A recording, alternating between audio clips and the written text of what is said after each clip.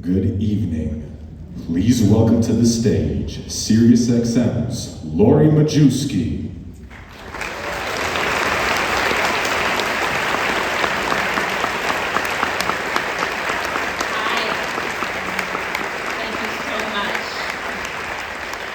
My name is Lori MajewskI. I am a host on SiriusXM on the First Wave channel.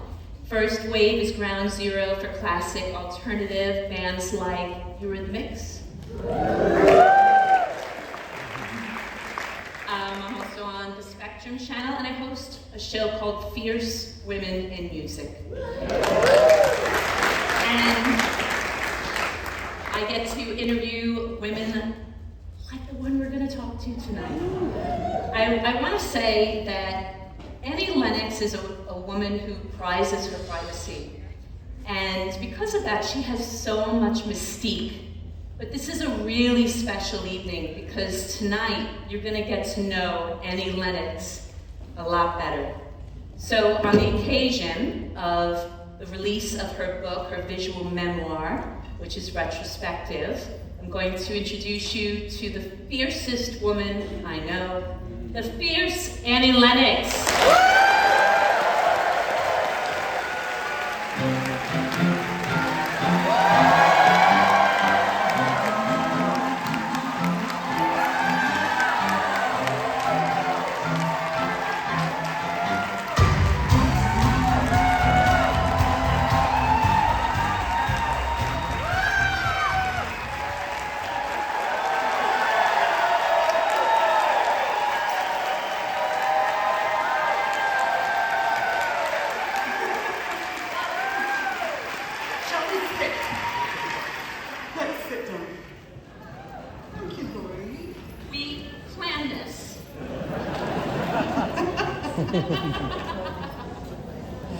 I'm laughing, but it's so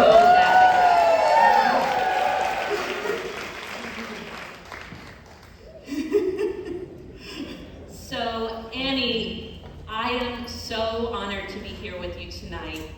I am so proud of you also that you put together this retrospective, this book of photos from all areas of your life. I want you to tell us why you wanted to do this, because there were so many different ways you could have approached putting your life and legacy. It could have been a documentary, it could have been a memoir, but you chose to have a photographic proof of your whole life. Well, you know, and I have to turn around. I haven't forgotten you. I feel a bit rude.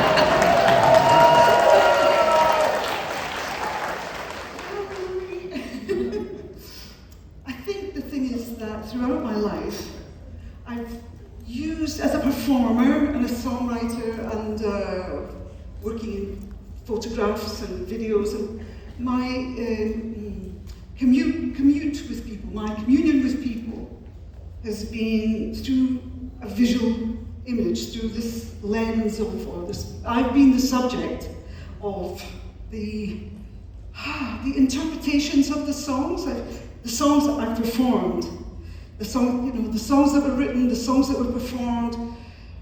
David Bowie said sound and vision. And I think a lot of musicians actually are very visual as well as being, the sound does affect us, but we also, the things are very closely connected. I think you'll find a lot of musicians are also visual artists, not all, but it's connected somehow. And the thing is that there were so many images, and there are so many images floating in the ether somewhere, and I kind of just felt like I wanted a little bit of ownership on it. Not ownership in the kind of like, I own this, but in a sense that I wanted to put a beautiful bow around there and say, for example, this is a part of a body of work. And I think when people purchase this book, or steal this book, or borrow this book, find this book, what they'll see is an aspect of a whole life that has been lived through performance. And in front of a camera. And I think it's a beautiful collection. I collated these images, and I thought, with Rizzoli, this would be a nice thing to do. I always wanted to have a book, by the way. I'm sorry that it's taken so long. But I'm a prevaricator, as you can tell. But I think at this point in my life, where I am elderly, I'm an elder now, and I'm grateful for it, I mean, listen, how many of us get to be elders, right? I mean,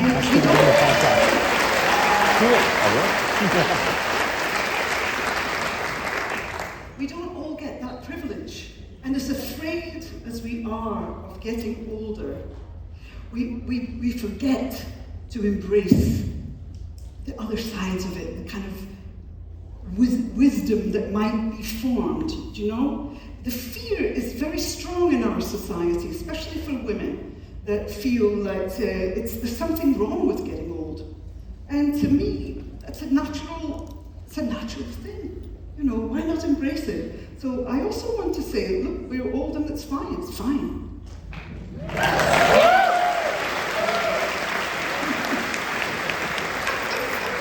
Well, personally, I think the older you get, the more badass you get, honestly.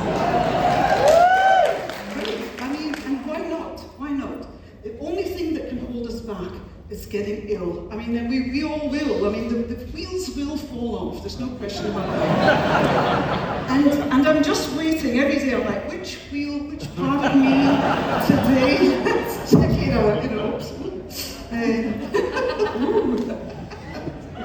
So a very different Annie Lennox on the cover of Retrospective. She was at SiriusXM yesterday, and when she left, the SiriusXM photographer said to me, "What an iconic photo." And this photographer, who's fantastic, she said to me, she's like, "It's because of photos like that I do what I do." And I was wondering how, of all the images of you out there, how did you settle upon this as the cover? So this image, I mean, I feel really bad because I cropped Dave out, but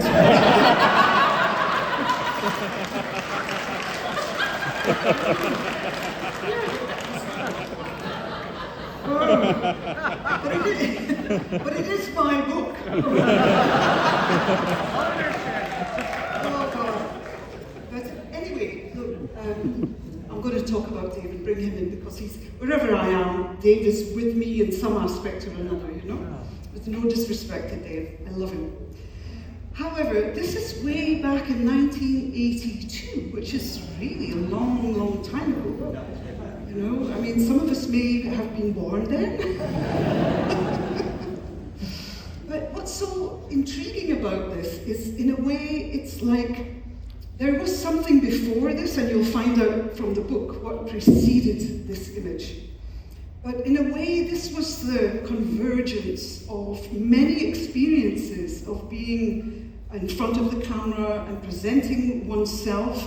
And there were so many things mistakes, things that weren't right, you know, and things that we would do a photo session, I'd be like, no, that's not it, you know. And so Dave and I had been really working to really figure out who we were visually. What do we want to look like? And we knew that we were twins in a way, that we were like this, that we were equals in a sense.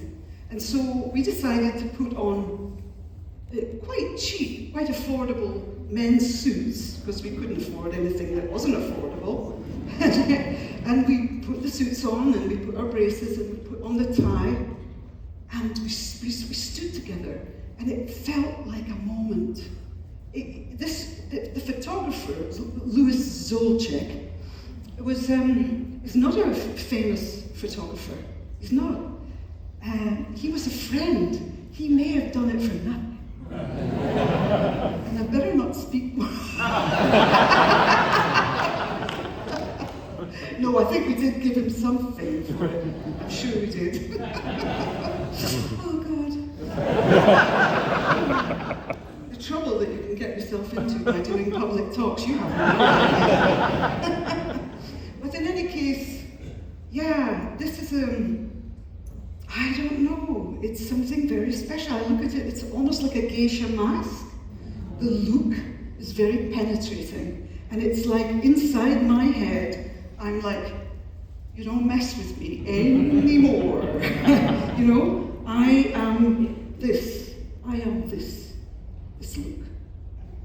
Because there had been all kinds of experiences and losses and gains and snakes and ladders and all.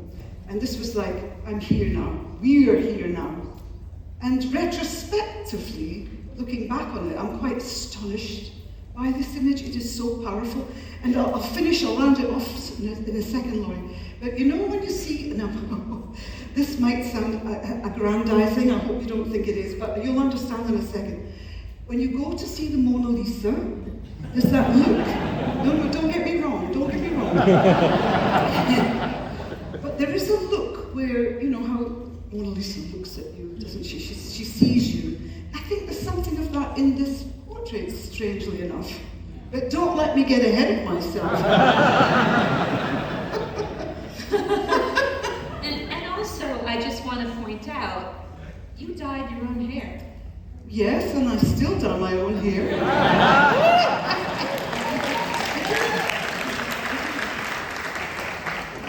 I do that. And I cut it too. It's a terrible mess. I really don't want to look too closely at it. It's cheap. It's doable. I mean, I read in the book, it's arduous also what you had to go through to get that color. There was a lot of discussion and conversation about this red hair, the woman with the crew cut and the red hair. And I was curious, I thought, what's the big deal? I don't really understand it. I just dyed my hair red, you know? But people really thought that was a massive statement at the time, and they didn't know quite what to make of it. But I'll tell you exactly, if you like, step-by-step descriptor of how you can do it. All my secrets coming out in this book. Mm-hmm. All right, well, do you want to go back to the beginning? We can, yes. Doesn't she? That's Annie Lennox. It's the same person. You can see. No, it really, there's... Yeah. But here's the deal. Here's the thing. Every one of us has probably someone that would... Do you remember those box cameras? I'm talking to the people that are over 60. But we used to have these box cameras, and you had to go to the chemist shop and get them, developed and stuff. And usually your head would be cut off, or some strange person would be in a blur. But that is just taken. It's a little snapshot that I found, and I'm very intrigued by the look behind this baby's eyes. it's an intelligence that is there, a kind of, it's really looking, and I don't, there's nothing special about that, it's just a baby looking at a camera or whatever. But it did occur to me that the look was the same, exactly the same. What happened? Something strange happened between 3 and 23, Wow. All right, next. All right, we need to know how you went about finding these photos, because, I don't think I have photos of my family that go back this far. Tell us about who's in these photos, and also, putting this book together, was it like a treasure hunt for you? Well, I keep things. I'm very sentimental. And things like photographs or items or even bus tickets, was something, there's a resonance about the past. The past is gone. It's just gone. We're sitting here now. We're in the now. The past is gone. You were just a line outside the building just 5 minutes ago. And now your beautiful audience is sitting here. It's nice, But I'm very intrigued by time. And so I have held on to these things, and I just happen to have some photographs of my mother's mother's mother, my great-grandmother, who is the matriarch, who is standing tall over the family there, with she has a strong look too, And I never really met her. I was only a baby when she passed away. But I just think I like to sort of inspire everybody to think about your own ancestry and who preceded you, and the fact that you were born from a mother that was born from a mother that was born from a mother that was born, endlessly. And I think it's something that we don't often think about too much because we're so busy in our current lives. And I wanted to honour where I've come from, because that matriarch with her husband and my grandma, my two great aunts standing there, they lived in the time before we had, I don't think they even had electricity in their house. You see the horse and the cart. It's actually, they were dairy farmers, and so the horse is pulling a cart that was carrying milk churns to the town. And I know the kind of hard work that they had to put into life. You didn't get holidays, on a Sunday you went to church. That was how things were. And I sort of want to honour the fact that we've rushed into the speed of technology, and we just seem to forget that we've come from somewhere. And it's only a few generations behind us. There they are. And if they could see the kind of lives we're leading now, they would faint. Like the Victorian ladies that saw the steam train, they fainted, They fainted when they saw the steam train. It was just, too fast. I just love that the matriarch is front and center. That is a harbinger for what's to come. It's possible, but still at the same time, men actually, and I don't say this with any sort of nastiness, or I'm not pushing back against men, but it was a patriarchal society in so many ways. And so women of my great-grandmother's time, especially working women, they would have been, their roles were very, very clearly defined. And it was all about the hard work that they had to do constantly, And the men had hard work too, but the roles were very, very clear. And you didn't go above your station or below your station or any which way from your station. You stayed right there. So we're on to the next page now, but what you just said, it made me wonder, were you a good girl? Yes, very good. Until I wasn't. I was a good girl. Yeah. I didn't mean to be anything else but a good girl, but I think the problem was, now we're rushing into my adolescence now. No, but let's talk about being good and bad. It's a really difficult thing because you want to be so good. Most children want to please their parents, But the issue is that very often to find who you really are without that parental authority is that you have to break a few rules. And you kind of have to explore. And for me, doing that made me feel very guilty, but at the same time, I resented the roles that were put down in front of me. That, so it's a very schizoid kind of experience. Well, we come from parents, but we are not our parents. Yes, yes. And our parents don't know that. No. It takes a while for them to let us go. Definitely, definitely. And I mean, I don't know how deeply that message can be understood by current parents. That is a very difficult job, because the culture outside of us just comes in as soon as your child goes to nursery school. They must be. You cannot protect your child, you can't wrap your child in cotton wool. And I do wonder about kids growing up in a big metropolis like New York. There are massive risks and there are massive dangers, but at the same time you have to allow them the freedom to find themselves, and they cannot play in the same way that my generation in the 50s, we played out in the streets. Our mothers were desperate to let us go, kids. Get out to play, don't come back. We're going to get to adolescent Annie in a little bit, but let's talk about these photos. Yeah, well, you see the top left, is that the top left, am I right? So I'm a bit confused. You, that might be your left, yes, it's the top left. My father and mother, and then you see them, actually they're getting engaged. I've got this back to front, you see, I should improve it by the next edition. But that's them getting engaged and that's them getting married, and you can see, yeah, my mum and dad, I mean, it's just interesting because, were you Catholic? Oh, no. In fact, well, I know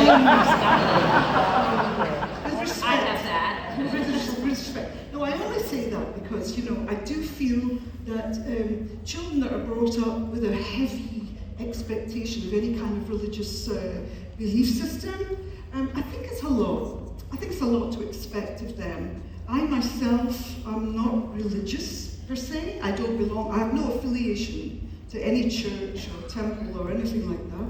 But I have a very, I have a sixth sense of something. I think whatever you want to describe as spiritual, and you start using words and they're clunky. They don't work really very well for me.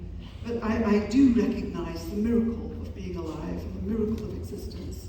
And that's what fascinates me. So I was free from religious doctrine, if that was the question. I'm sorry, well, the reason I asked is the good girl thing, yeah. The weddings in white, and it sets you up in a lot of ways to want to become rebellious. Oh yes, right, of course, yes. To please and then possibly become rebellious.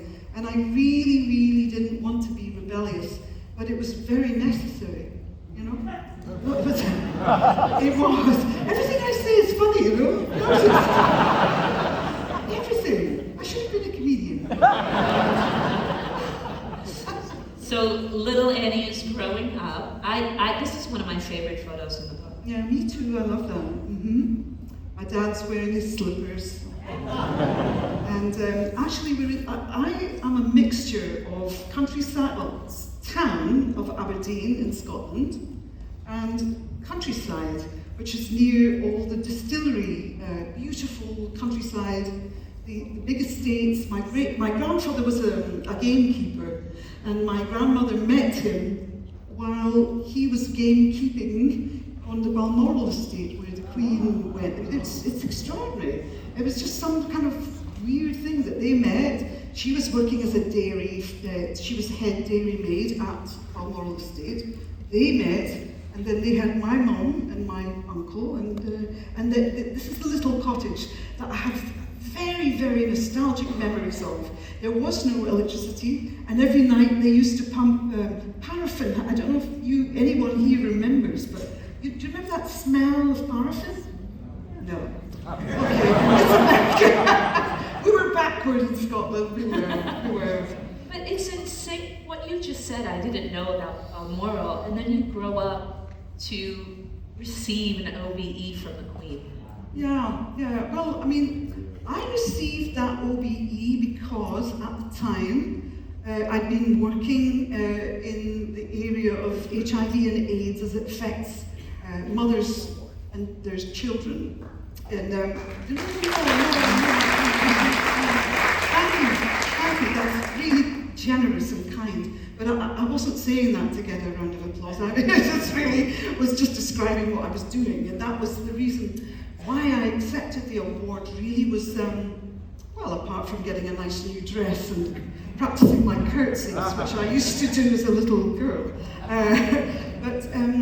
No, I kind of wanted, it was good to get the sort of seal at the time of doing good work, because it wasn't about the music that we've made or I've made, it was about my charitable, so-called charitable work. And I have an issue with the word charity, as you may or may not know, Lori, but I do. In any case, I would just for the record, it's Order of the British Empire. I always felt it would be better if they said Order of British Excellence. And I think that would be a real improvement. You know, I do think. But it's difficult, isn't it? I mean, history is difficult.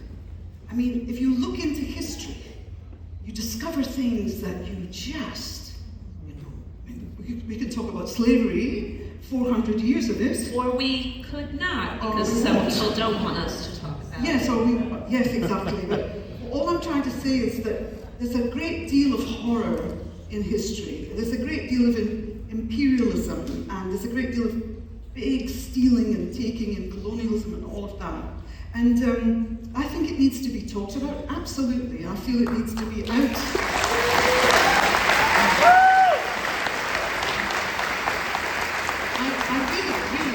I really think it ought to be taught, and we ought to really know our background, so that it makes you appreciate the now. You have to know the past and the truth in order to understand the now, and for us to move forward in a more humanitarian way. So that's it. So I have got an OBE. I prefer it to be Order of British Excellence. I did think about giving it back, but I decided... You did? I did. No, I did think about that, because I just felt, I don't Well, John Lennon sent his back. He did. But then again, it's like the lady does protest too much. Don't make a big deal of it.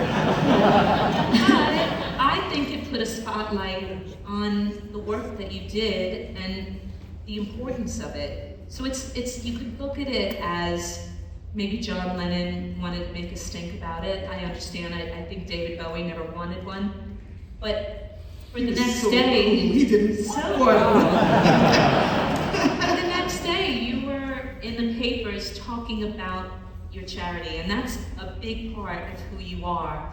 Is you are more than, you've taken the spotlight that you've been given, and you use it for good. I've tried. Honestly, I mean, I don't ever want to be preachy, and I really do want to entertain audiences. But I also have something else to say, and I also, you know, it's deeper and it's more expansive. And I do have a little bit of a platform. It's not ginormous. Unfortunately, it's not Kardashian style either.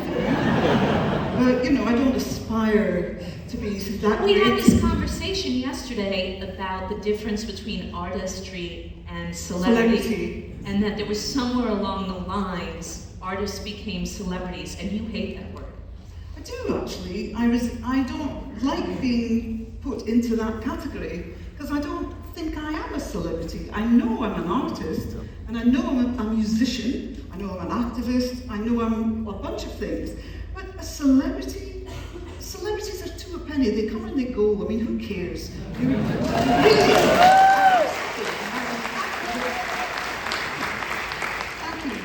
I love that everybody's in rousing agreement. Okay, here's another one of my favorite pictures in the book, where you're in this whimsical pose with, that's Dave Stewart. Yes, it was Dave and me in the early days. And when you see a pink plastic table, you've just got to go and stand on it. You have to.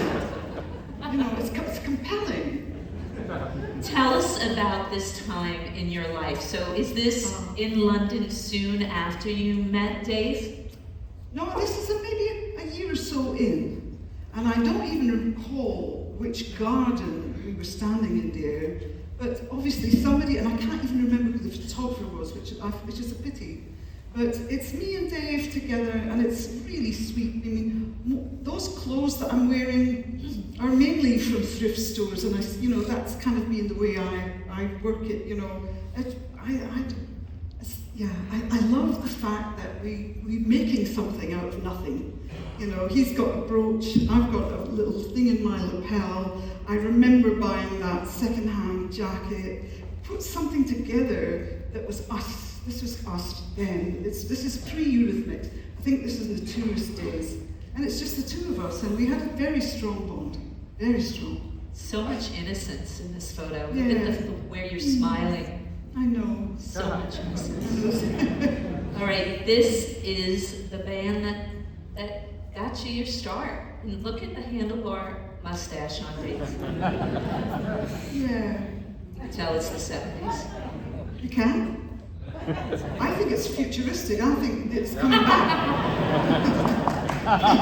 Well, you certainly look very kind of different like, than the yes, other yes. expression, It was the thing about this. I just have to tell you that I'm a stickler for detail, and actually I really couldn't stand the title and the typeface and the colour of the typeface. It was done arbitrarily by somebody in the record company. And excuse me. It's just one of these days. Anyway, I'll just carry on with my story, shall I? I learned from that, Lori, that you have to be in control. You have to try to be in control. If not, things are put out and they stay forever. So every time I see that title, I'm like, damn, that pink tourist. I wanted it to be elegant, and it's not. So that was just the record company. That was the record company, and that, it is what it is. But it's just one of those things. As an artist, you really do want to be in control with anybody that thinks that they have something else to do with it, And these things were fought for. That was a lesson, let's say. Yes. Yeah, that was a lesson. And ever since, I mean, people may not know this, but your video treatments, your outfits, the way you presented each other, like you did not have a stylist. You were your own stylist. No. I mean, people that use stylists have to be able to afford stylists, number one. And they don't come cheap. They actually charge an arm and a leg to be a stylist. And I mean, why? Okay, if you want to use a stylist, that's great, and I don't want to put anybody, if there's anybody that's a stylist in it, I have nothing against you. I think what you do is marvelous, and you should charge an arm and a leg. Why not? As an artist, that's the thing. You don't want to be interfered with too much. You want your statements to be you. Nothing. You don't want to be anybody else. And is that something that maybe you saw David Bowie doing, that you saw Roxy Music doing? Because today it's a normal thing. If you sign to a record label, they get you a stylist, they get you a hairstylist, all of that. But you have to pay them back. You do. You have to. That's a thing. It's a long story. Right, but back then, David Bowie decided he was going to become Ziggy Stardust, and you were someone probably watching Top of the Pops and seeing him for the first time, picked on you. And is that one of the reasons, or was it just in the air? Because a lot of your peers were art students. Absolutely. Yeah, a lot of that's true, That's what I was saying earlier about musicians often having that artistic visual side to them. I mean, when I think about it, a band like Susie and the Banshees, for example, amazing. I mean, Susie was so well put together, and she knew exactly who she was. It was consummate. And I think ultimately that is what you want to share with people is your consummate vision. You know, it should be half-baked. You ought to really understand who you are and what you want to say and how you want to say it. That's why you're an artist. That's what I think not an a artist. celebrity. Yeah, and not a celebrity. So tell me about putting together this sort of Bride of Frankenstein, but via Vivienne Westwood outfit. Yeah, well, nothing to do with Vivienne Westwood again. Nothing to do with it. I couldn't have afforded Vivienne Westwood clothes at that time. That's from a thrift store. And we had, our photographer that we were working with, Gerard Mankiewicz, wanted us to come into a pristine white room with all the furniture in the room being white. And we loved that idea. And that we would introduce colour into the room bit by bit. Each of us had a different primary colour in our hands, you know, like a plastic bottle full of paint. And I tell the story in the book, so you know you can, in case you forget it, and you have a copy of the book, you can find it in the book. Anyway, so Pete, who's the one that is dark, you know, up there with his hands like that, he got a bit drunk before, and he was quite gone, and that was fine, but he was getting a bit kind of belligerent even. It was a strange day, and he got the bottle of blue paint, and that's as far as I'm going to go. You'll see that it's predominantly blue, by the way, and the bride, you know, the bartered bride got covered in paint, and that was kind of, but it turned out, I think it turned out rather well. Oh, it was fantastic. Yeah, thank you. Now this is our last K-Tell looking album cover. This isn't your idea. Luminous Basement, that was the title of the... Luminous Basement. Yeah. Recorded in Montserrat Studios. You know, obviously we had we actually had we were kind of okay, we were doing fine, you know, we had some money in the bank, and off we went to Montserrat Studios, George Martin's studio, on the island where it's the volcanic sands lag. And a few years after that, little did we know that the island, the volcano on the island would just erupt. And it was kind of a sign in a way that, you know, we were to erupt, you know, we erupted. We broke up eventually. Wow. Okay. Now we come to the 80s. You were just getting started. Were you all there? Was everybody there?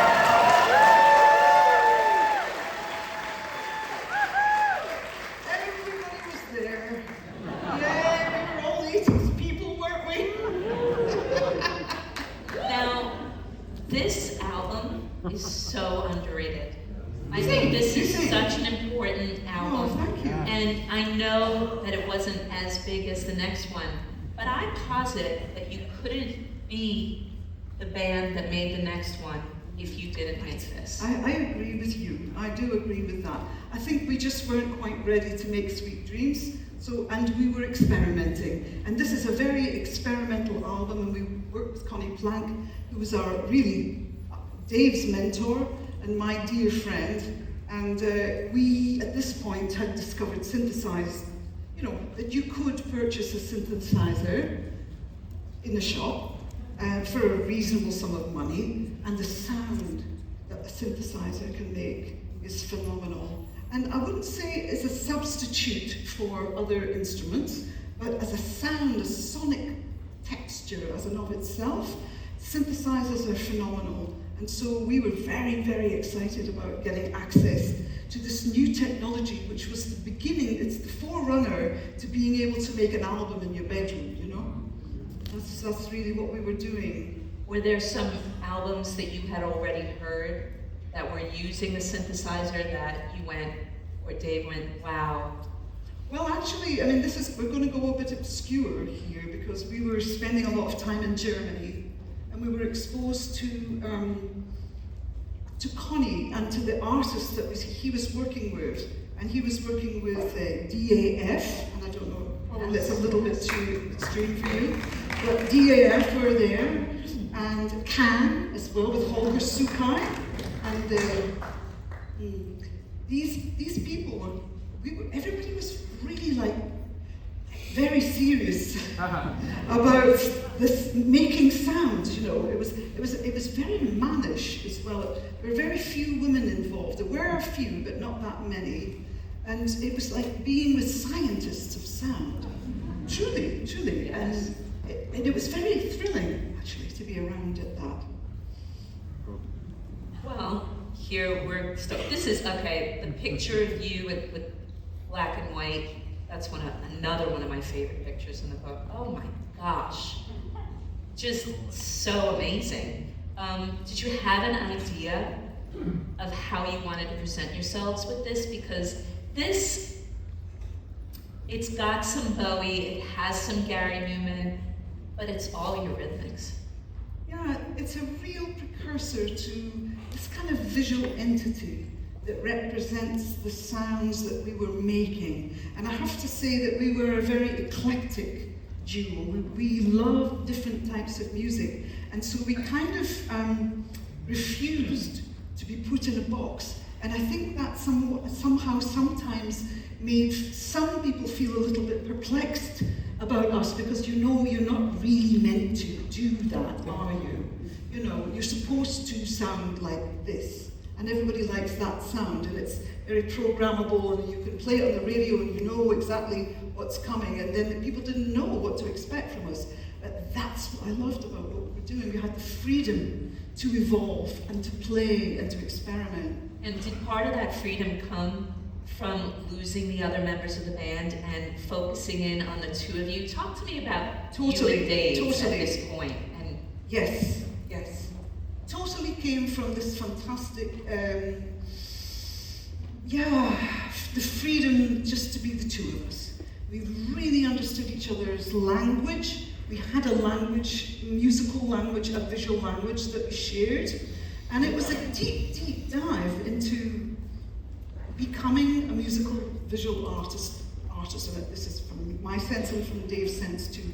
We were honing our skills, we were polishing our mirror every single day. We were living for the music that we made. Absolutely, 100%, I kid you not. Every single day, that was our, almost, it's not monastic, but for me, I think, to be an artist, to be a serious artist, whether you're a writer, a painter, a filmmaker, whatever your craft, you have to just do it religiously. so I know you were involved romantically, and one of my favorite parts in Dave's memoir, he tells the story of how you broke up, and 2 days later, you called him as if nothing had happened, just to be friends and to keep going with your music. I think that's incredible. I mean, we wouldn't have gotten any of this, you know, Sweet Dreams and on, if you had held a grudge. That's really true. No, I mean, the fact that How long did it take you to figure that one out? Oh God. no, you called him 2 days later and pretended, and he says you didn't discuss breaking up, you just got down to the business of making music. That really shows how devoted you were to this. I don't think there was any, you know, I mean, of course, breaking up is always a very painful thing. Or not. But for both of us, it wasn't a happy thing. But actually, you know, in a way, it facilitated, as you've said. I think if Dave and I had stayed together, perhaps, you know, as a partnership in the romantic sense, as you say, no, I think we were married to our music, definitely, more than anything else. And that's what kept us going, because actually, you know, we had nothing to lose.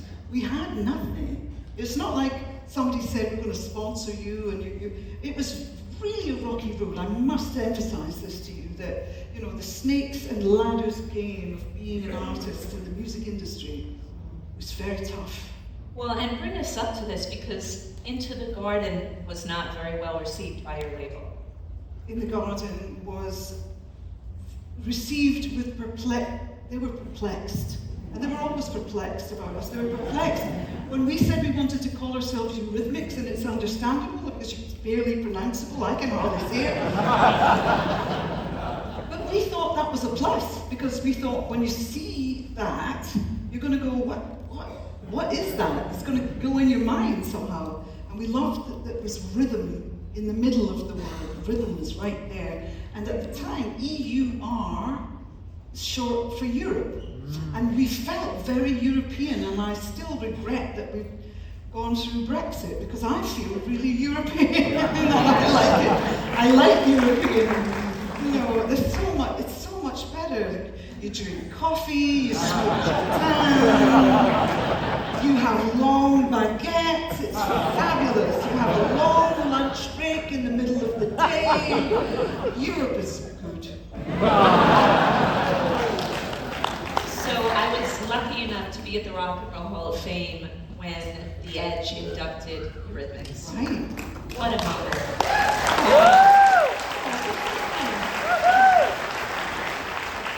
And I thought the way he told the story of Sweet Dreams was just amazing. He was so well spoken, and it was dramatic. He talked about how you were really practically down and out, down your last dime, and you somehow rose like a phoenix in the ashes from the ashes to write one of probably most iconic songs of the 1980s. A song that today is still reinterpreted by so many makers.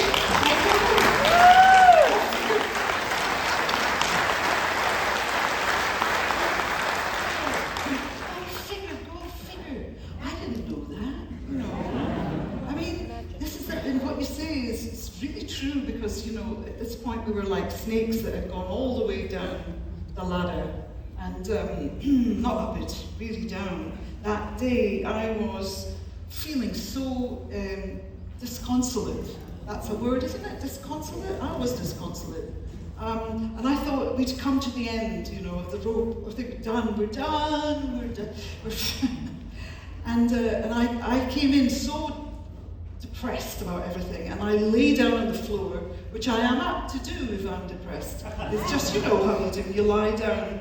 And I was lying down there, and Dave was looking at me and he's going, well, okay, if you want to lie down there, that's fine by me, but I'm just going to go and do something, is that okay with you? I was like, yes, go on then, if you must. And then he started with some, you know, this and then I heard this thing, and then he came with a boom, you know, and then my head was going, I want to join in, and then it was,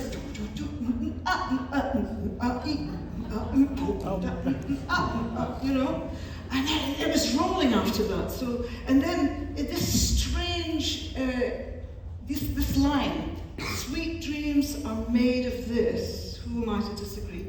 It was actually a kind of really sad look at us. We're trying, but we're not really succeeding. You know, and I mean, I know the song is up for interpretation, but for me at the time it was like, ugh.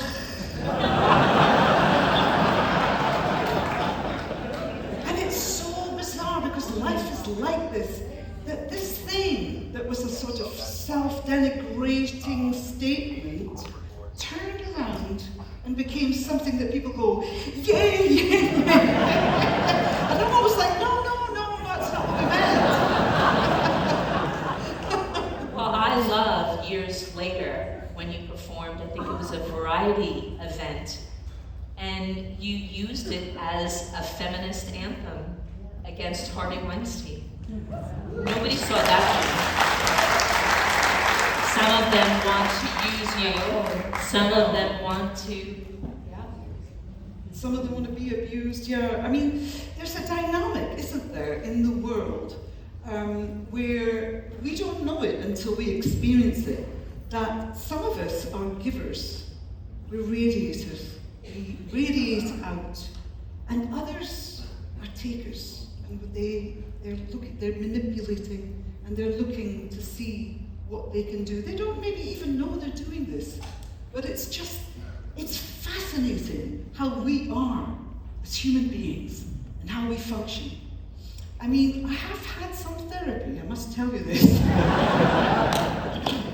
And I always think that we should all have a t-shirt that says our name on the front, and then when you turn around, it says something like, well, not child abuser, but, you know, narcissist.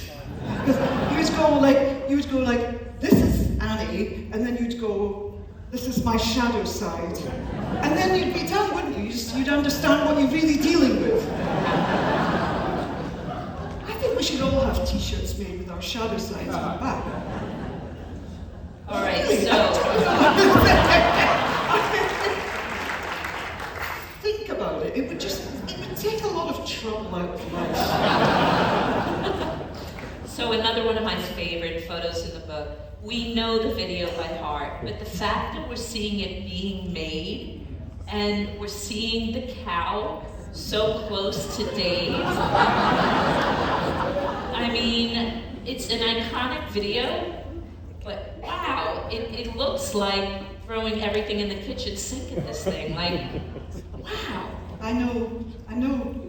I mean, this is a photograph of the making of Sweet Dreams. And I look at this in astonishment, because you know what this is? This is Dave's dream or notion or idea, creative idea, manifest. Isn't that strange? And he actually had this whole idea about what this video was going to be. And he told me, get a piece of paper, okay, write it down. I drew out a storyboard.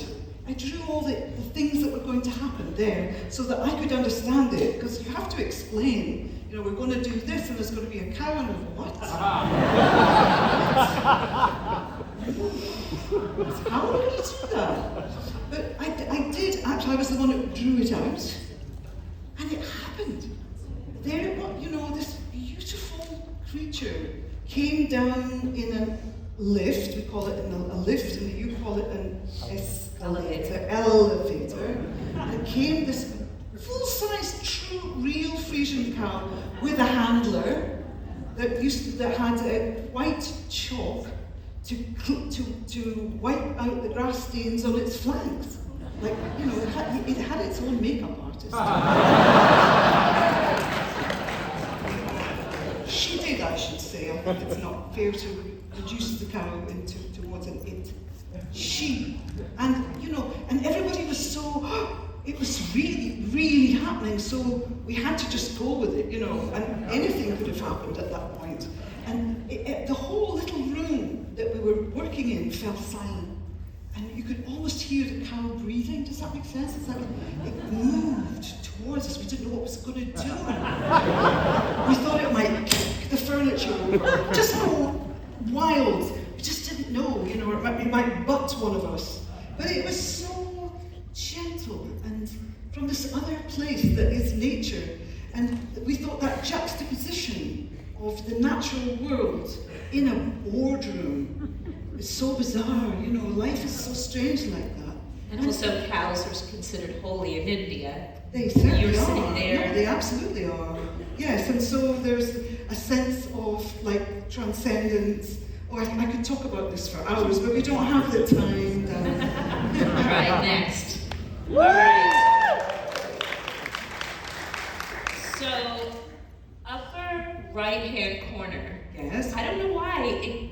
I mean, we've been looking at you with this red hair forever, but suddenly I was like, is this her Ziggy phase?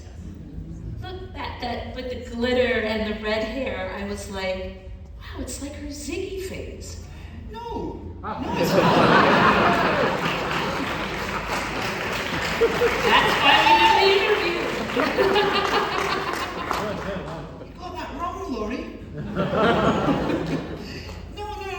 The thing is, I like to experiment with things, you know, and I always love going into costume hire places or thrift shops and putting things together. I'm my own stylist, you know, hey. So, oh.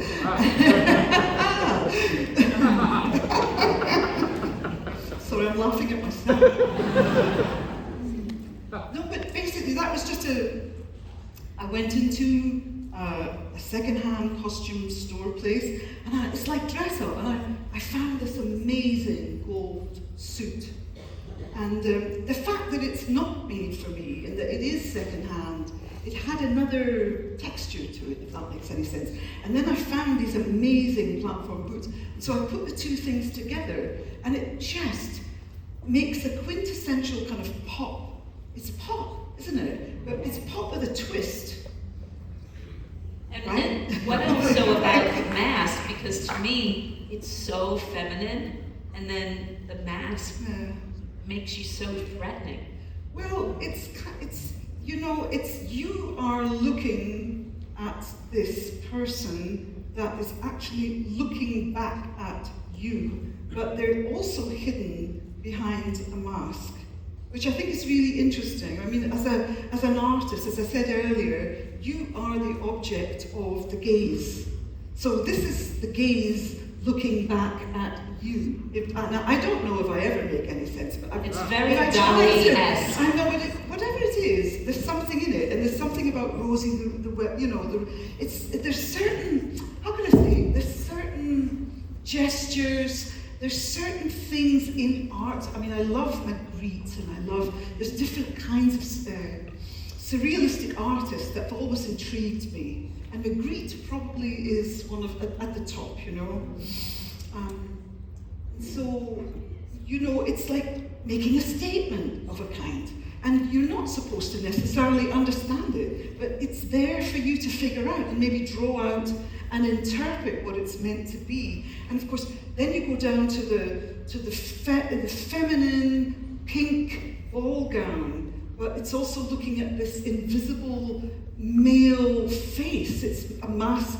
I'm looking at the mask. It's looking at me. It's all about the gaze. I honestly think this is about gaze. I mean, it is here too. You are projecting strength. And we'll get to some photos where you really, where it's here you are projecting so much strength. And a part of it is we've been through a lot. We're not going to go through this anymore. We're going to do this on our terms.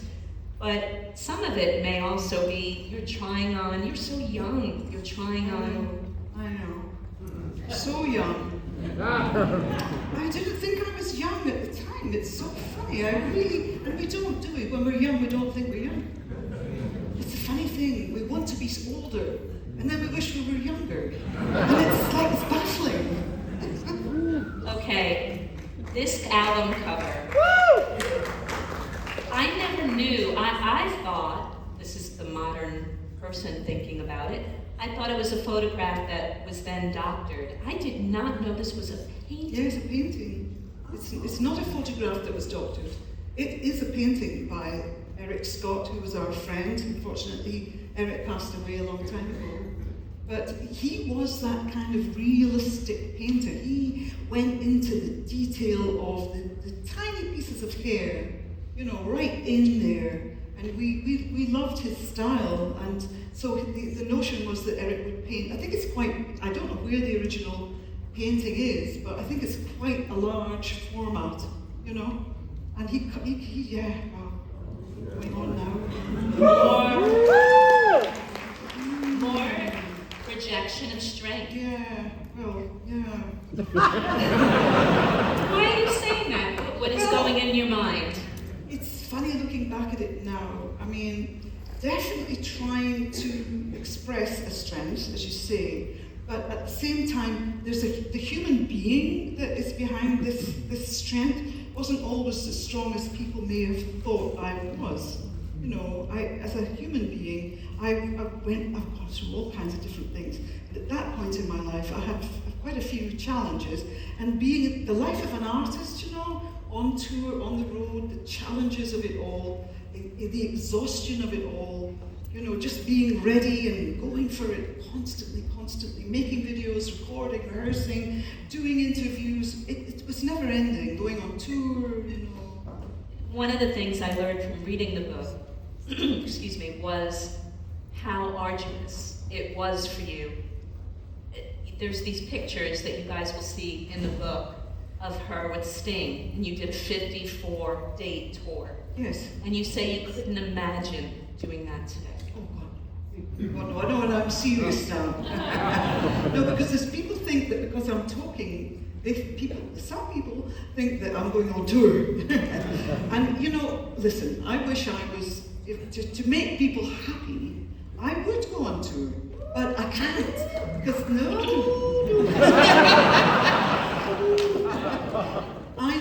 I know how grueling it is. And you know, it's tricky. I'm probably a bit of a perfectionist. And whenever, full disclosure, I never feel happy about any performance I've ever given. Really. Now that's honestly true, but don't feel sorry for me. Because I'm okay, really. But it's only that I'm always critiquing. And here's the deal, I used to give these performances with Eurythmics, and we'd be on stage for over 2 hours. And we'd be, you know, driving from one country, sometimes one country to the next, or one state into the next. And it's through the night, and it's exhausting. You wake up and you're in the bus, and you crack the curtain open and look outside, and everybody's going to work. You know, and it's very strange. You live in another rhythm. You have to rest a lot to build up your energy to be ready to come on stage. Because when I go on stage, I don't do things by halves. I really want to hit with you. I want to connect. You know, I want you to feel something. And I'm not going through the motions, let's put it here like that. We know. You know. Thank you for knowing. All right, not 54 dates, but 3 nights at Madison Square Garden.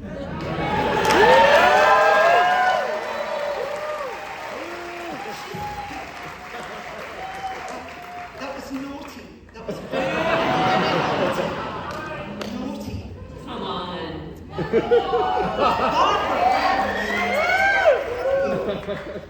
Barbara Peppy's in the audience tonight. I'm just showing. She's the lady in the middle. We're all munching on watermelon. It was great. It was like a Sunday. We're free. And I'd never eaten watermelon before. So I'm like, what? No. It's very exotic. You have to understand, they don't have watermelon in northeast of Scotland. See what happens when you tour?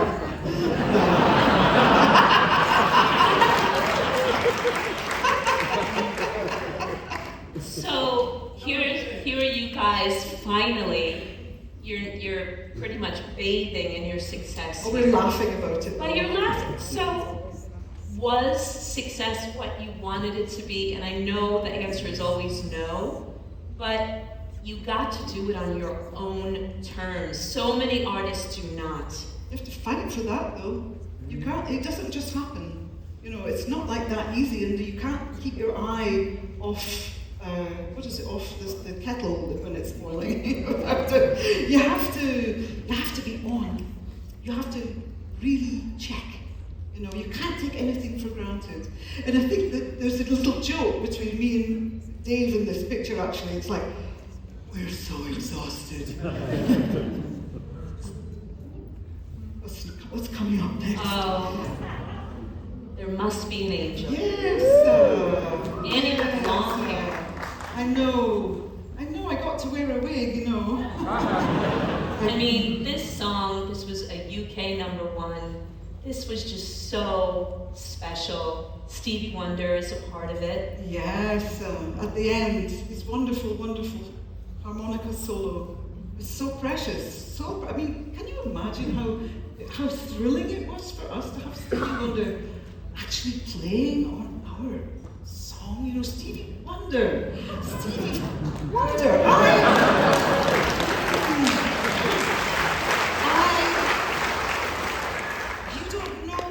You don't know how important Stevie Wonder has been in my life. Truly, truly, truly.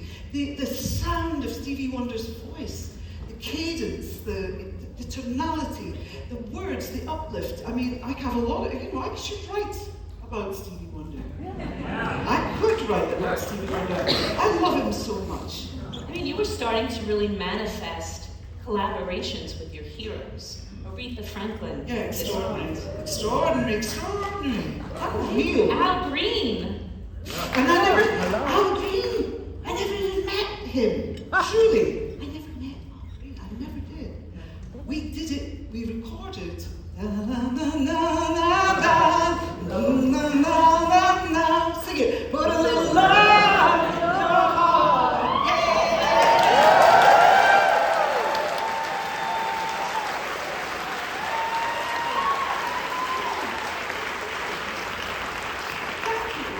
Oh, you'd like to sing as well. Oh, that's so nice. No, but really, can I tell quickly a story about Al Green? This is Annie Lennox Hour. So they said, would you like to sing Put a Little Love in Your Heart with Al Green for the film Scrooge? And I was like, yes, yes. But the problem was we couldn't actually make the schedules work. And this is a long, long time ago. And nowadays you can do everything just pressing a button, digitally. But we did, I don't know if you remember the video, and please, you don't have to Yes.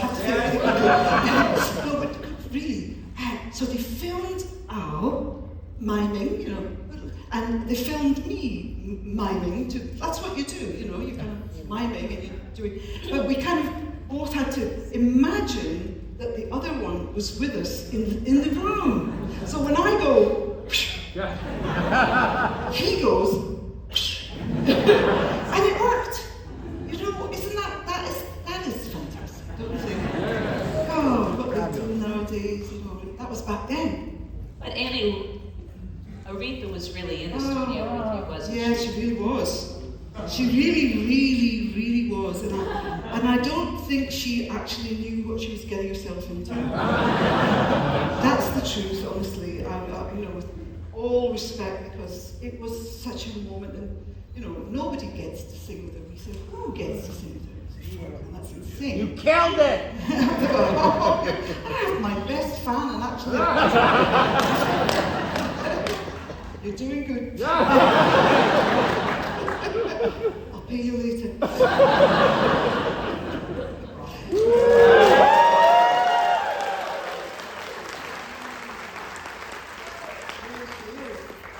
There she is. Yes. So, yeah. What do you say about that? I don't know. I mean, that album, I feel like you just went back to being experimental again. There was a certain, it was a sort of dark period in a way, and there's a lot of bruising in that woman that is, and it comes out as a kind of, domestic violence, and I haven't actually, personally, I have not suffered. I'm being really clear, is anybody going to write about this later? I have not suffered from domestic violence, but in a sense, there's a lot of us have. It's 1 in 3 of us, women I'm talking about, suffered from sexual or domestic violence. And it's shocking, It's from the top of the tree all the way down to the bottom. And so, this kind of bruised woman, with all of the sort of the allure of a sexualized, dress to the nines, makeup to the nines, the breasts flowing out from the low cleavage and the tight sequined gown with a split up the leg.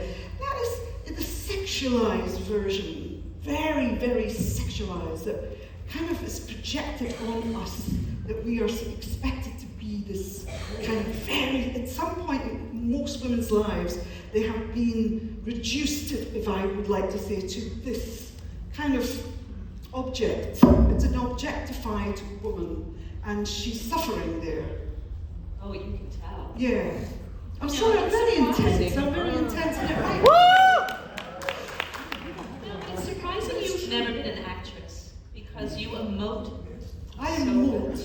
I am emoting now because I'm so excited that everybody's here and I'm doing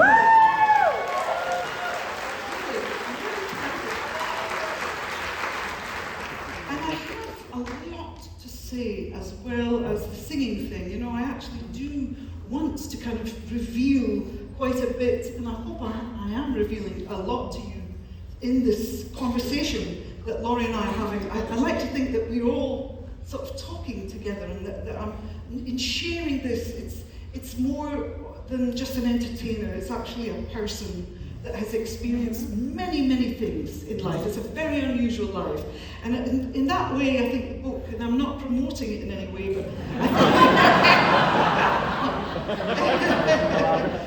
I think what I'd like to show is that there are all these levels and different layers, and actually this book is just a slice of the pie of my life. It's not the whole cake, you know? Like I was saying to you yesterday, it's not a greatest hits in photographs.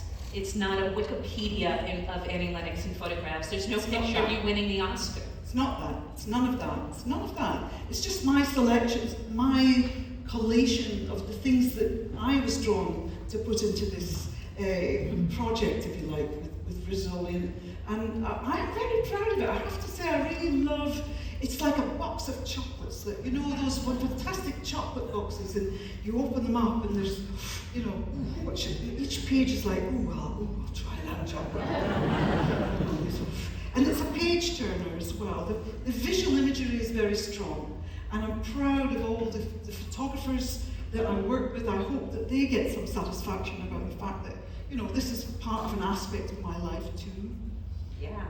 No, it is so beautiful, and it's like going to a museum. The way, I should tell you, she also wanted to lay it out. You designed this book. Mm-hmm. And the way the photos with all the negative space, it's like going to a museum. Well, I'm not going to take credit for that, because Brian, who did the layout, he helped to do, I mean, he really did that, but we worked collaboratively together. I sort of chose all the colours, and I was like, no, it has to be this, and it has to be that, and I want it to be lilac. And, you know, it's lilac inside and it's aubergine on the outside, because for me, the symbolism of those two colours is that you get red and blue, and they're complementary, but they're sort of masculine and feminine, if you like, hot and cold. And it's the blend of the two things. Does that make sense to you? It's kind of like the way I was thinking about it, just to give you a little insights, now that we're here. Secrets of the selection. Okay, this is when you went to Russia, and this, I mean, I don't know if Americans, you're not American, but I don't even know if we're allowed to go to Russia right now, or we're told not to. Well, it probably wouldn't be advisable, really, right now, everything is... This is when we were trying to open things up. This is perestroika, this is just post-perestroika, and okay, so this occasion was a bunch of fantastic musicians actually flew in one of those old propeller planes all the way we got to Moscow, and we were invited to open the first Greenpeace office. That was what we were doing. We were coming as ambassadors of Greenpeace. And then we went to Red Square, and as it happened, there were a bunch of soldiers, you know, very pale-faced, and sort of, they were a bit baffled by us, I think. But you know, nevertheless, I went ahead and asked the soldier very nicely if I could borrow his hat, and he allowed me to borrow his hat, and I put it on and started to blend in with the soldiers there. And, I think it was a photo opportunity, let's put it like that. you having traveled as extensively as you have informs your worldview. Yes, it has. I really feel definitely. that traveling is so important. Traveling is a great privilege, and it is educational and mind-broadening. And even though I've passed through all the major cities in the United States and in other countries, I know all the cities pretty well, although they're changing now rapidly. I still had a flavour, you know. I'm an observer, and I would look out the window of the bus or the car or down from the plane. I just get a feeling, and I just kind of absorb all the cultures that I've been exposed to. And I feel like a citizen of the world. I really, really do feel, and also not just of the Western world. I'm so fortunate in that I have had the opportunity and the privilege to go to other countries where we have none of the privileges that we all take for granted in this crazy society that we live in here. And that's where empathy comes from, and you are so empathetic. I guess I suppose I am. I'm very empathetic. Yeah.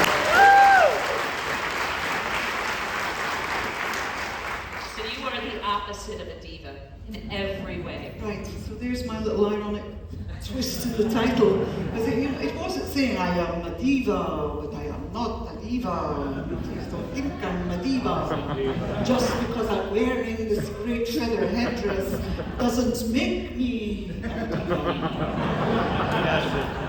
Even like, remember VH1 Divas Live? It's like diva is like bitch.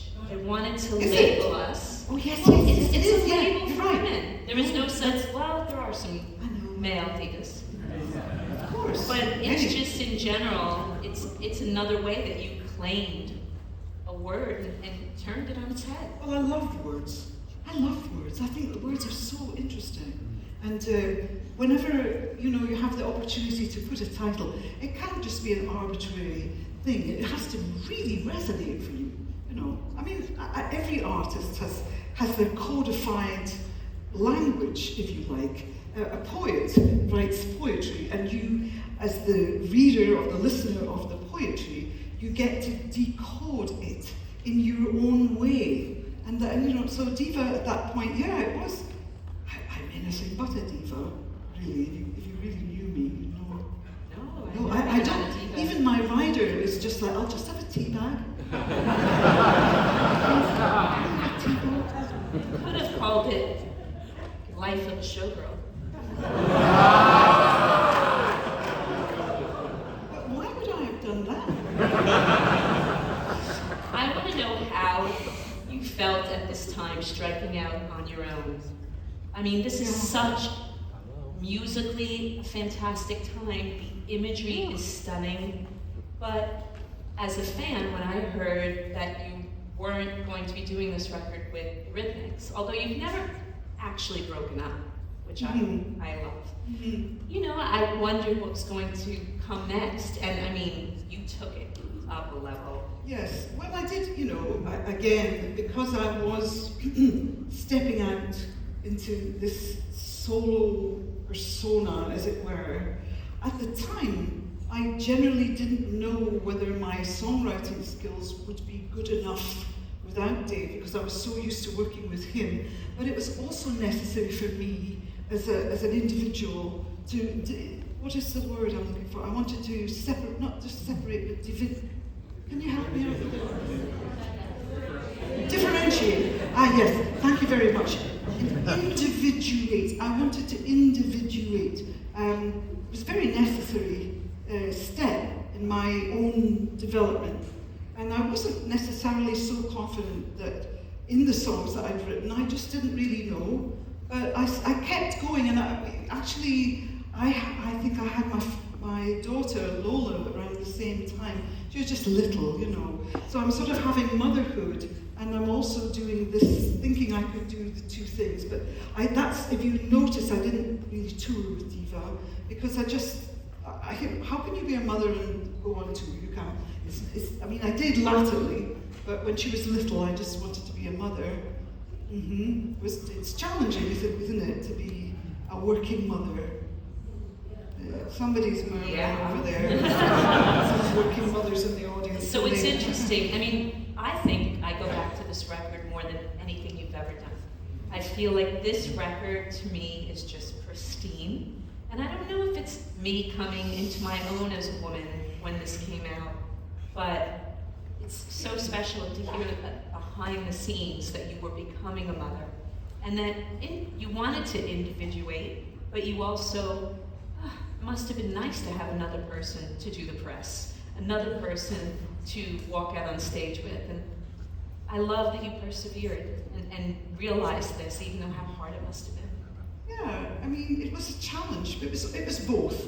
And that's what I think I've also realized, that, life is so interesting. We have opposites that coexist, and we think we can only be one way or the other, but it's not true. Oh, excuse me. Did you hear that? It's something to do with my teeth, but I can't tell you what it is. Whoops. I'll tell you later. You're right. But I'm a very curious person, meaning that I have a lot of curiosity. curiosity, and I am a very curious person at the same time. So I wanted very much to explore and see what that would be, and I'm willing to take chances, I'm willing to take risks, and sometimes they work and sometimes they don't.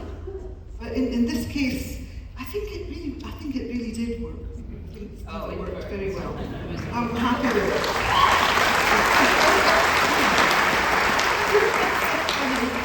You're so funny. You just applaud at anything. It's great.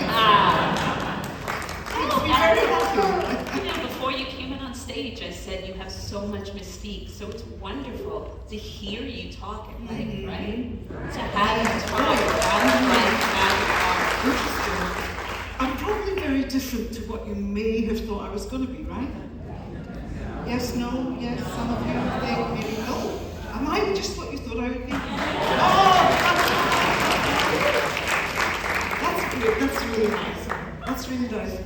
I used to be, I'll have to just tell you this quickly. So, I used to be more sort of boundaried in a way, that it was difficult being the object of everybody's gaze, and I'm not necessarily, I'm actually a shy person, and I'm not actually someone who wants to be the light and soul of the party. I don't want to be in that body. I'm actually quite introverted, and I like peace and quiet and spending time alone, and I love being with people too. But it's like I'm actually.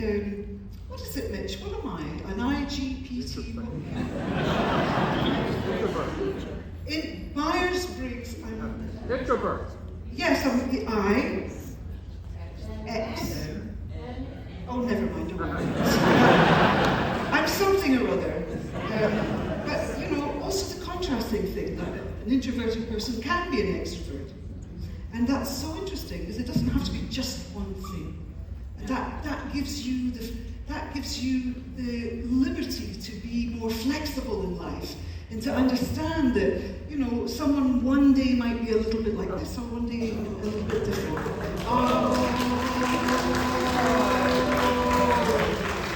Okay. I must watch this performance of yours once every couple of months. Really? I go on YouTube, I pull this up. Oh. And I find it incredible. I find it the way George, and there's the rehearsal of it too. George Michael is looking like, I gotta top that. But what is so amazing to me is, Freddie was maybe the greatest singer of all time. And David Bowie is one of your heroes. Yes. So you had to really rise to the occasion, knowing that you have anxiety about performance, and you were performing at Wembley Stadium. It's a very high bar, and they did, Queen really did know that they wanted me to sing under pressure. And I actually didn't know the song as well as I ought to have done, but I learned it. I went over it and over it and over it, because it has to be like a natural thing that you're doing. If you're going to interpret someone else's song, if you're going to step in, you cannot be second rate at that. You have to be trying at least to be as good as, or even try to be better so that you can be less than. Does that makes sense? I was really trying to reach that bar and make it as effortless as possible. But it's all sort of sleight of hand, really, because of course it was hugely intimidating. The rehearsal was hugely intimidating. But then I have to, get over that feeling being intimidated and just leap. But that song is hard. I don't know if any of you tried singing it. It's impossible. Jeez. And then the other bit is that everybody's comparing you to Freddie Mercury, and they're not happy about it. Not at all. So tell me about what you wore and Right. your vision. This is another thing that makes it so unbelievable. And I mean that in the most, I think this and Freddie Mercury at Live Aid are two of the best live performances.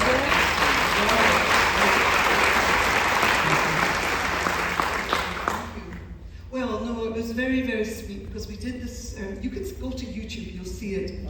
I had this rehearsal with David and Queen were playing. It was so magnificent. And I say, to play with a band like that is like sitting in a Rolls Royce and being just driven, you know, it was phenomenal. Sounds were amazing. And at the end of the rehearsal, David said, listen to me, David said, David said, can I say it again? Say it again. David said, what are you going to wear? And I said, I don't know. He said, why don't you wear a frock? I said, get Anthony Price to make you a frock. Why do any good David Bowie? Get Anthony Price. So I said, okay. But I knew that Anthony Price dresses cost a fortune, but I was prepared, you know, to spend a fortune. And I went to Anthony Price. He fitted me up. But I told him, I want it to be a massive, massive black sort of crinoline, if you like. We'd have to make it with big hoops so it really spread out. And then I wanted it to be almost like metal, like some kind of armory, you know, but it's almost like Mercury, isn't it? It's kind of, Freddie Mercury. You would have loved it. And so he made this phenomenal dress. And David never, David didn't see it before, you know, I came on stage. So he's standing on stage and he introduces me, and I walk on with this apparition, you know. And I saw him sort of go, like that. He really did do it like this. You can see it on YouTube. Oh God, it was phenomenal. Really, I was like, okay, all the guns are blazing now. And we have the eye makeup. But The eye makeup. The eye makeup? Talk about the eye makeup? Well, I'm sitting in the dressing room for hours because I decided the energy in the venue was very male. There were a lot of male. There was like Liz Taylor came along, and there was that lovely, lovely British singer whose name I've forgotten, but there was probably about maybe two or three maximum female artists that were performing or appearing on the show. And I just thought, I'm going to keep to myself, and I'm going to really, really make this energy so that it's saved for going on stage, you know? And so I was sitting in the dressing room by myself, and I had, you know, some time to kill, like about 5 hours or something. And I guess I just, you know, on an impulse, I thought, what about, I need to finish this thing off. So I just did this sort of, I think the film Blade Runner was probably out, or I knew, you know, I did have that reference, but it's like, again, it's also the mask, isn't it? It's like the Sweet Dreams mask in a way. And I look, if I'm going to go very quickly, I felt that because the environment was about AIDS and death and loss, that in symbolic terms, I could become a sort of angel of death, if that makes sense to you. That was my feeling. I sort of got to realize, oops, this is what I am now. And that is why I got close to him. Because it was like, I didn't know what I was going to do, but it was very, very intuitive. And he didn't know I was going to do that. And I actually hadn't planned to do it. I just went up to him. And then it was like I was getting closer and closer. And he did this brilliant thing of just the stoic.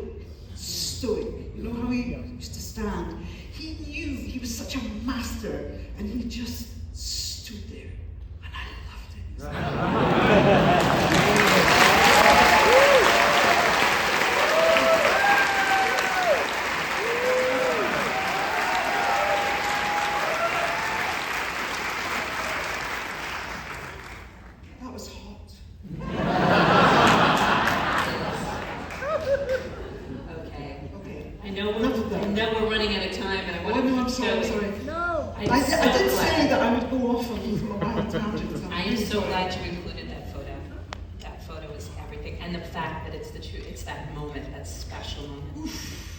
Okay, Medusa. Yes. So I start to look at, especially when you're looking through the book, I start to see the makeup come off and the masks come off, Right. and the real Annie starts to emerge. But of course, it's not the real Annie completely. But is this you becoming more comfortable with yourself? Is it just the image you wanted to project? It's so beautiful. Well, it's yes and no. The answer is yes and no, because I'm sort of doing a cryptic thing when I'm putting. It's supposed to look as if I've tattooed my name on my forehead, you know. And it's like, well, it's a sellable. I've become a sellable commodity, but I'm not a sellable commodity. I'm not at all a sellable commodity, but I kind of am. That's so weird. So I just thought that was really intriguing. That I put my name like that, and that there I become this sellable commodity. And at the time, you know, I had this two little munchkins, beautiful little munchkins. I wish I could have them back. I want them back. And they're great, this adult woman, but I love my munchkins. So I, to be honest, I just didn't have the time to kind of be really reflective and take that time to kind of create an album. I wanted to make something. And so I thought, I love singing so much, and I love other people's songs so much, that maybe what I'll do is I'll put something out that it'll be, I'm going to do this, whether people like it or don't, you know, I'll take the opportunity and I'll do my interpretations of some of the songs that I love. And that's what Medusa is about, basically. I mean, all the covers you've ever done are like you make them your own. I mean, the cover choices are so, the cover song choices are just impeccable. The Blue Nile. Oh my God. Sometimes I walk away when all I really want to do is love and hold you right. There is just one thing I can say. Nobody loves you this way. It's alright. Can't you see the downtown lights? Oh my God.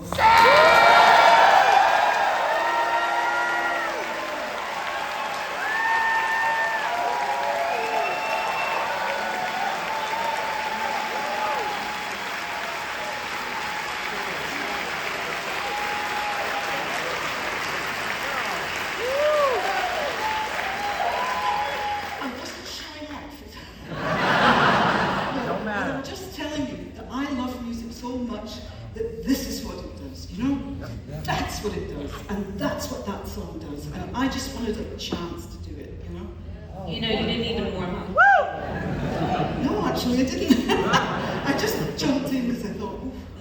No one has this voice. No one! 3 nights at Madison Square.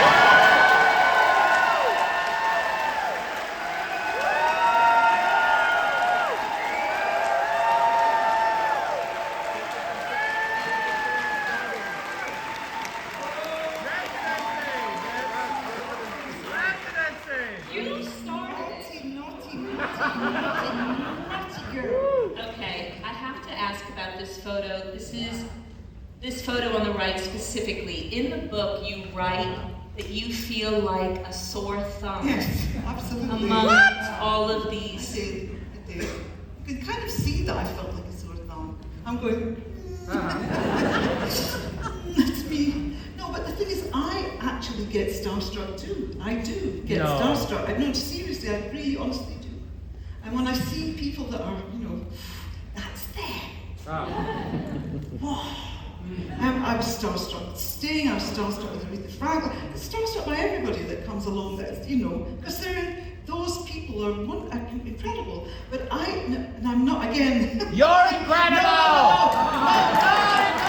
No, I mean, I tried, but I never quite succeed at that, in my view. But just maybe a minute ago, it was okay. What is it like now that it's flipped? I mean, I've talked to Brandy Carlisle about you and Allison Russell about you.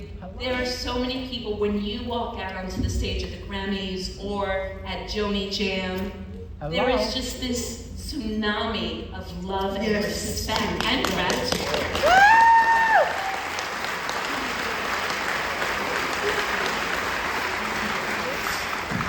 Oh, I'm blushing. You got me blushing now. But doesn't that make you feel like you belong and you're not a sore thumb?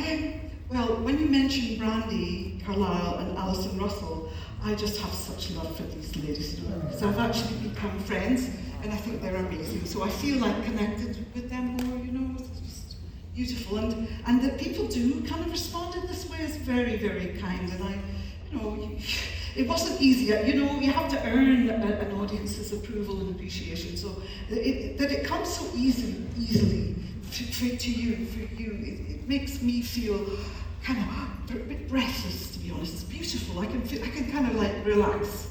We love you! Thank you.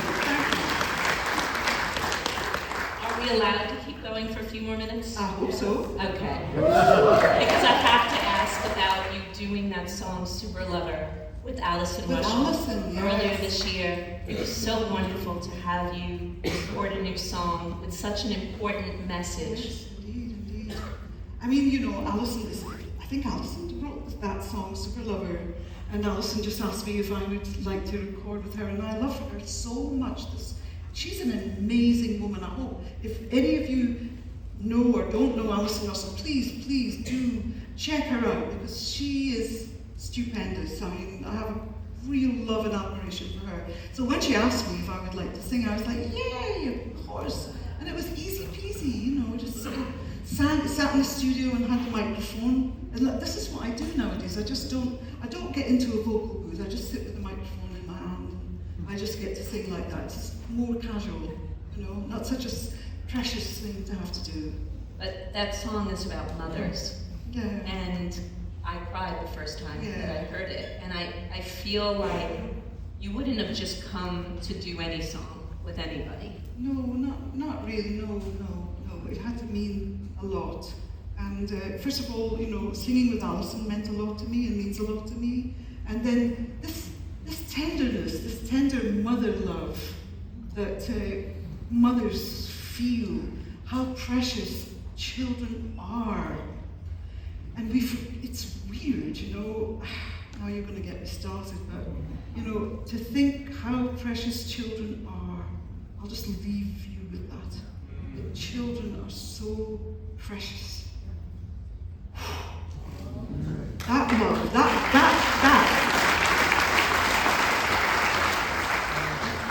I'm in touch with that. I'm really in touch with that. Well, you are, and that's what I'm so glad that you got deep for a moment, because I introduced you by talking about all the facets of Annie Lennox that we find in this book. And one of the last pages is your Mass Mocha exhibit, which it's so gorgeous. It includes your daughter's shoes. Well, from when they were little babies. Yes, I kept them all because I was, like I said earlier on, if you remember, I've taken you on such a winding road. But I'm very, very sentimental, and I'm very attached to objects that resonate for me. And being a mother, the precious little thing, like you hold a newborn baby's foot or in your hand. Some of you will know that feeling. And it's such a miracle, and as that little foot grows, you start to put little shoes on that little foot, and it gets gradually bigger and bigger. And so I couldn't let go of my daughter's shoes, both of them. And so one day, I kept them all in a few big black plastic bags. And one day, I had this notion, and I started putting, laying them out, like it was steps, like this, getting bigger, across the basement floor. And then my daughters came back from school, and I said, I have something to show you. Come on downstairs and have a look at this. And they're like, oh, my mother is mad. Why did you do that? No, but they actually now, they sort of appreciate that kind of notion. It meant such a lot to me. It means such a lot to me. We should all cherish, we ought to all as human beings, cherish human life and cherish each other. I would like to see a world that is more humane, that is more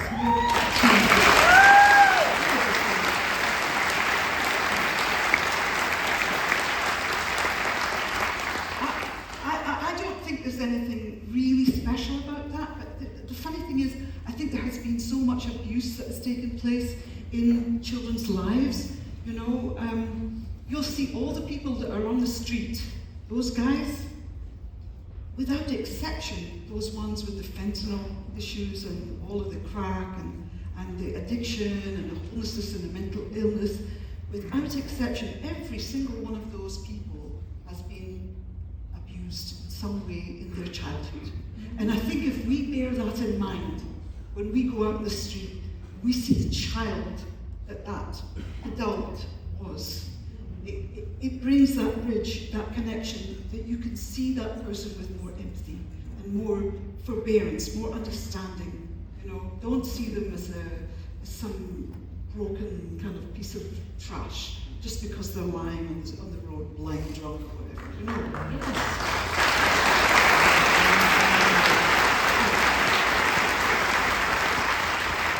And that really goes with the Sing campaign, and that goes with you getting to meet the amazing, one-of-a-kind Nelson Mandela. And look at you in that photo there. There's pride, but I also have to think, you're thinking to yourself, how did I get here? How did I get here? How did I get to sit next to Mandela? And I mean, I'm kind of showing off that picture in the book because it means such a lot to me. I have to tell you that nobody met Mandela without being immensely humbled, immensely touched, especially from my generation, because we grew up with the anti-apartheid movement, right? There's a smattering of elders in the audience. But you know, the struggle to break free from this hideous regime of apartheid, it's something that we can't take it for granted. And even now in South Africa, you don't have, racial equality, I'm not sure about that. Financial, equitable equality, not so much. It takes many, many years of woe, you know, broken societies, broken peoples, cruelty, division, all of that, polarization. And this man spent 28 years of his life in incarceration in Robben Island and various places where they took him. And that is exemplary to me. That's beyond. That is something we can all look to, from my perspective.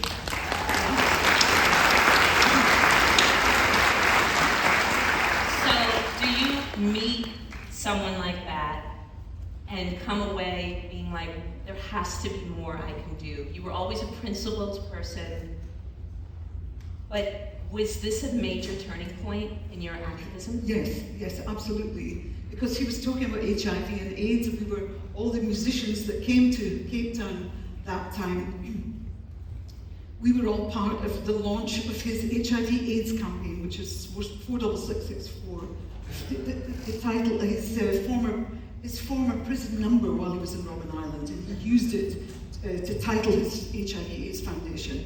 And he invited us all to go to Robben Island, and he gave a speech in the exercise yard in front of his former prison cell. Right, the window was right there, and we stood and listened to him give a speech where he said that HIV and AIDS was affecting women and children. It made them at the very front line of the HIV/AIDS pandemic, and I heard him say that, and it was just like, it blew me away, because you know, I hadn't seen a newspaper article about that in any Western magazine or publication. Nothing. But you know, there were 1 in 5 people were affected with the HIV virus at the time. It was, you know, you cannot even begin to imagine how the AIDS pandemic affected people in those countries. It was really like death was everywhere. And so, I mean, as a woman, as a mother, I heard him say this and I was like, okay, that's it. I have to respond. I have to respond to Mandela. I have to take action. Not just saying it in words, but actually do something, you know, be an activist. That's being an activist. That's being an activist. Taking action. And so that evolves into your global feminist platform as well. Yes, that's right. T-shirts are available online. They really are, and you can. We need the allies. Yes, we do. Yes, we do. You know, global feminism is a concept, and it's a beautiful thing. It's beautiful. Does anybody know who I'm trying to imitate here? It's beautiful. It's beautiful. So beautiful. This is beautiful. This is beautiful. This is what we need. You know, we need.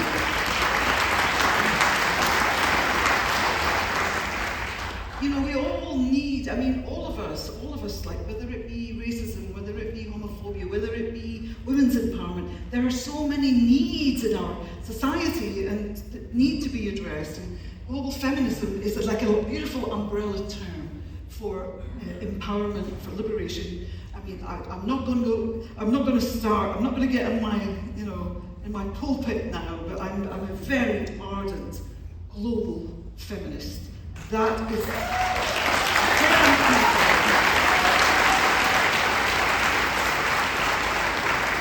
and before we move on from there, I just want to say that while women have cracked and broken glass ceilings in the Western world, there are millions of women and girls that desperately need empowerment everywhere, and every one of us can be a supporter, a partner with a grassroots organisation somewhere. This is not just a charitable thing where you sort of, here's some money for you, you go and do your thing. No, that we are in partnership, that we support each other, that it's a give and take situation, that we learn from each other. I want to see feminism spread all the way, you know, and not in an aggressive way. I want to see men partner with us. If men don't understand the issues, men and boys need to understand the issues. We mustn't allow men to become our enemy, and we must not be the enemy to men. We must work in partnership together, and then I think we have just a beautiful thing going on. Yes. You know.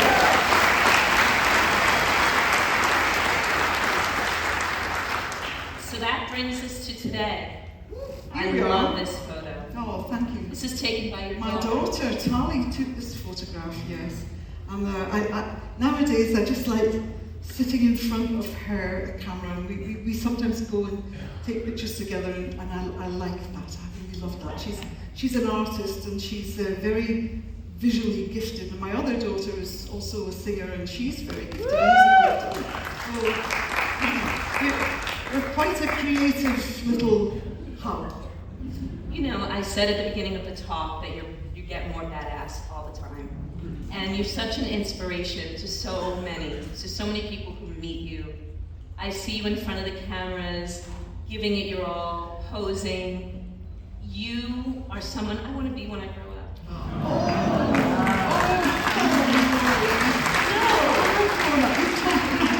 But I say that because so many women, they get sad about losing their youth.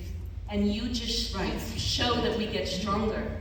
Well, if you're blessed with good health, and that's the way I'm right today. I feel good and strong, and I don't take it for granted, because you know, as long as I am able, I just want to carry on and have that creative spirit that lives in me and express it. You know, creativity is an expression of what is within you, and there's a release. You know, when you write a good song and you can sing it and put it together, there's this fantastic feeling of completion. There it is, and it's external to you. It's not just a bunch of thoughts that are running around. There it is. You know, here comes the rain again. You know, falling on, and there it is, and it's the feeling that you have, the melancholy and the beauty and whatever that song, for example, conjures up. You've made it happen. And it's like a little gem, and it just lasts, you know. It's great. Yes, it does.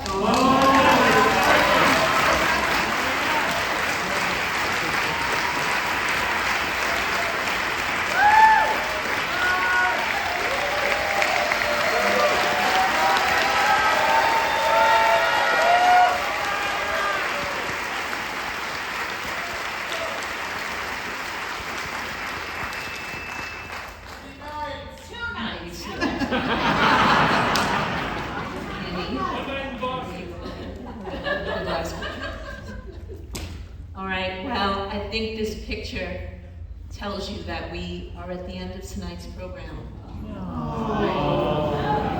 Shall we do a sleepover?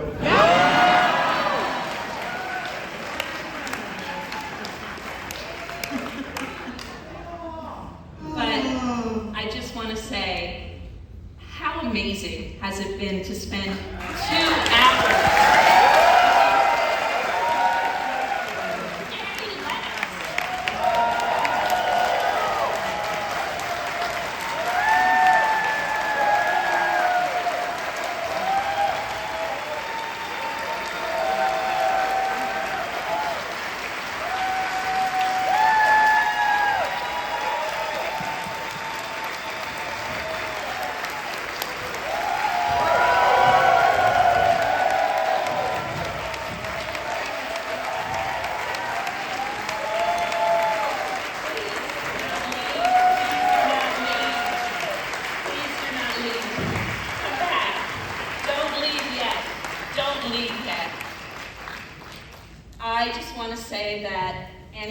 one more thing to tell you, and she's going to tell you it in song.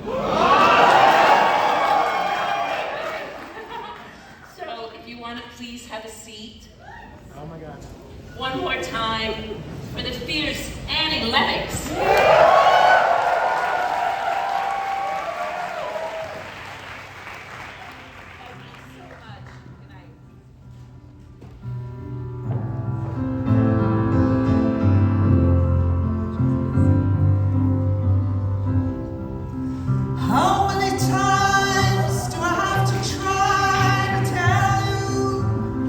That I'm sorry for the things I've done.